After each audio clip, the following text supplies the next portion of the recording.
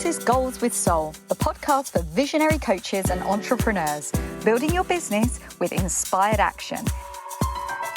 In alignment with your mission and authentic message, so you can create impact for your soul clients and feel lit up every day. I'm your host, Jo Ingram, married mum of 3 daughters from London and a former ad agency director turned business coach and strategist. In Goals with Soul, we blend revenue generation with energetics, marketing strategies with pranic healing, and ambitious business goals with our soul's desires. If you're looking to build your business with less efforting and more ease, this is the podcast for you. Let's dive in. Welcome to Goals with Soul. I'm Joanna Ingram, and today we're talking about resilience. Resilience as an entrepreneur and as a coach, and as a driven and ambitious woman building your business. Resilience is a term that we think of a little more when it comes to our kids, but really it's so relevant when it comes to picking yourself up when things don't seem to be going your way and you're not hitting your goals.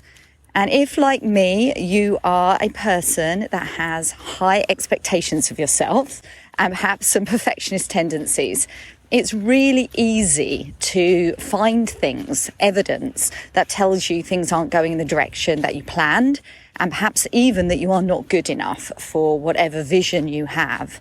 And picking yourself up tirelessly over and over again is something that is not only desirable, it's absolutely essential if you want to make it in this industry and make it with ease without feeling completely overwhelmed by the day-to-day.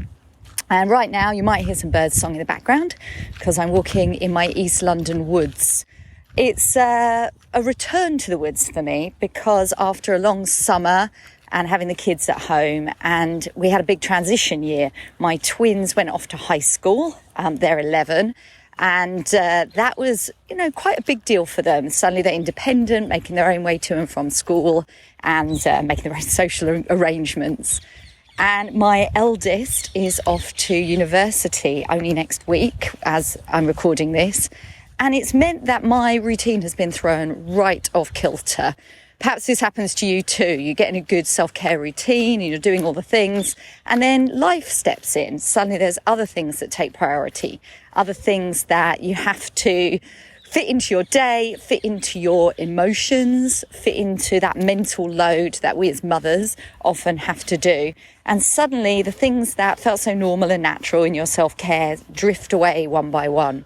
And that is exactly what happened to me over the summer. I started well, but before long I realised that I wasn't taking my morning walks, meditation was being dropped, I hadn't journaled in weeks, and realised how easy it is to let these things go. And it's not really a big surprise to know that a lot of other things didn't go in the right direction.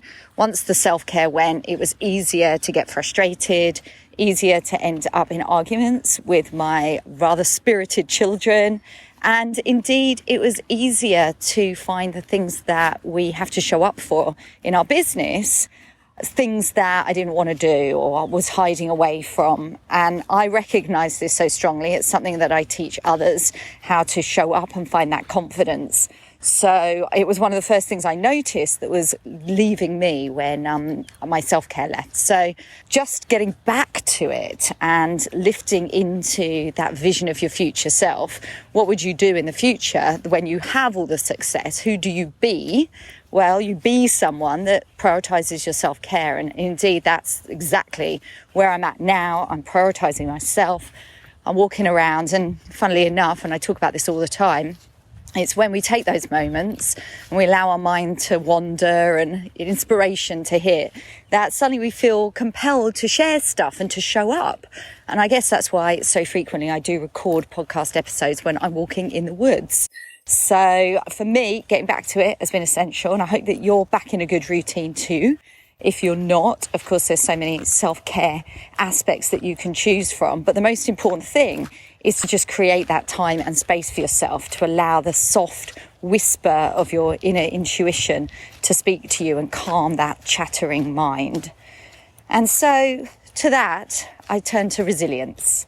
And resilience is something that I don't think I ever anticipated would be so vital in building a business.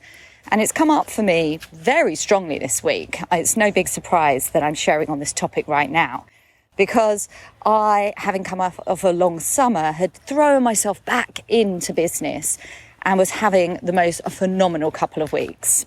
I was a privileged guest in a couple of amazing groups. I was presenting in a summit. I had a string of discovery calls. I was coaching my clients, showing up in Time to Rise, which is my amazing group program with the women that just inspire me every single week. And everything was going really, really well in an energetic way. I was like, baby, I'm back. You know, that feeling. But then something changed. And this is an interesting thing, because following a string of discovery calls, I had a string of yeses, talking about my new program called The Messaging Edge, which is a one-to-one program that helps coaches to realize their brilliance and bring clarity and confidence into their message. And this is one of the first times that I'd described this program and got an overwhelming positive from the people I was talking to about it. And 2 of them immediately said yes, they wanted to work with me the very next week. And the next day, after going through this sort of energetic high, I just crashed energetically. I felt absolutely exhausted. And it was a bit of a surprise to me, because going through the week, I was like, wow, I've got all this energy. And yet after expending it on pushing that energy out so much, just completely wiped out. And it really reminds me of when I first launched Time to Rise back in March. And after, again, pushing out and calling in my amazing first cohort who joined the program, I felt really high levels of exhaustion after that, just at the time when I first started putting the content together, and energetically contracted. I remember saying at the time that I was finding it really hard to market Time to Rise and to tell more people about it. And even though I knew how transformative the program is and the results people were getting within it, I didn't have the energy or the confidence to talk about it more widely and show up and put myself out there. And the reason that I wasn't doing that was because I was putting my energy into curriculum creation, or more specifically, I was feeling overwhelmed by that task, and I contracted my energy. I was feeling really heavy, like hiding away. And to some degree, I revisited that last week.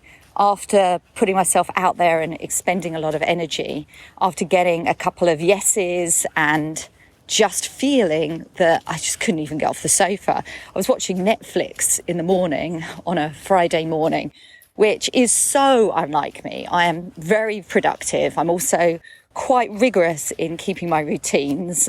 So I knew that really I'd pushed myself energetically in a direction that wasn't entirely aligned.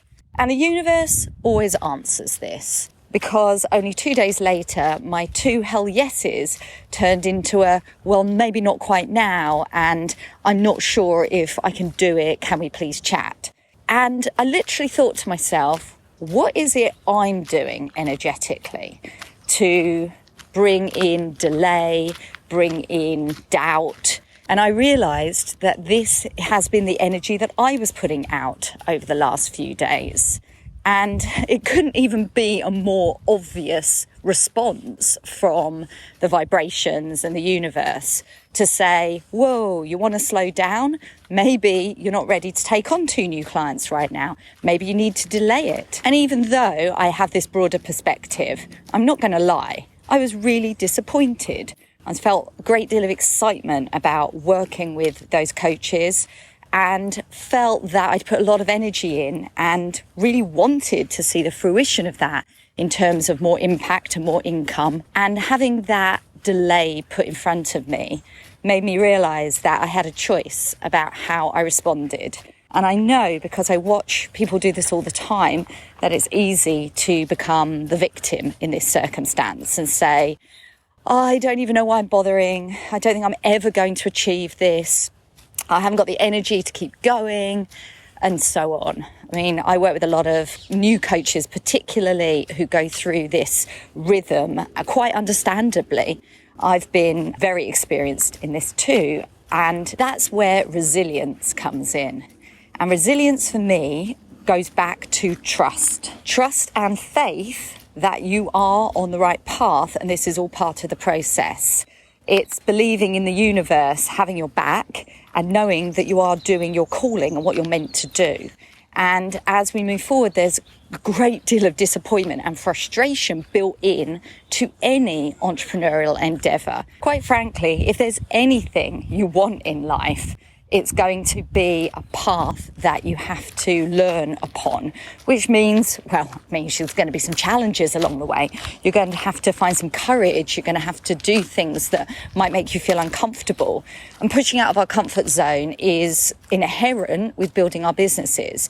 Being a coach, we have to push outside of our comfort zone, because that's exactly what we're encouraging our own clients to do, because everything we want is on the other side of that. And so discovering that resilient side of you is going to put you in such a good position to deal with the ups and downs. And my husband said to me the other day, I'm so impressed by the way that you've dealt with this. And it allowed me to reflect for a moment and say, you know what, you're right.